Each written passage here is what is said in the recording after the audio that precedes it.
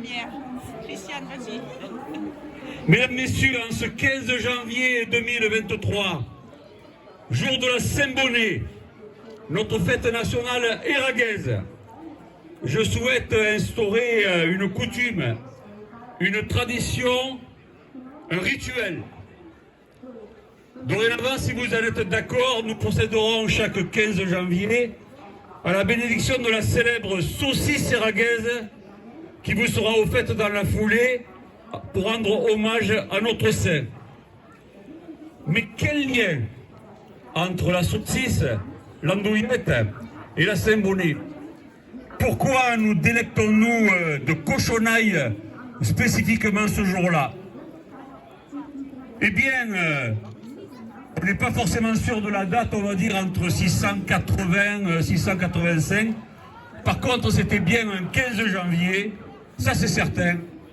Ce jour-là, Saint-Bonnet, alors évêque de Clermont-Ferrand et auvergnat de naissance, peut-être que ça a un lien avec la charcuterie d'ailleurs, en bel équipage, marchant ou roulant, empruntait la voie qui le conduisait de Marseille jusqu'à Clermont où il était donc évêque, lorsqu'à hauteur du domaine de Lagois, entre Saint-Rémy de Provence et Érag, une roue de son carrosse céda.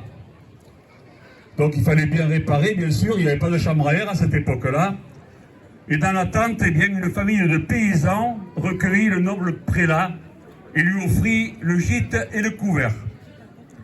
Alors c'est sûr que par chance, Saint-Bonnet, ça correspond avec la période où on tue le cochon, et Saint-Bonnet peut ainsi être rassasié de charcuterie. Donc depuis cette date, depuis donc plusieurs centaines d'années, pour le 15 janvier, traditionnellement,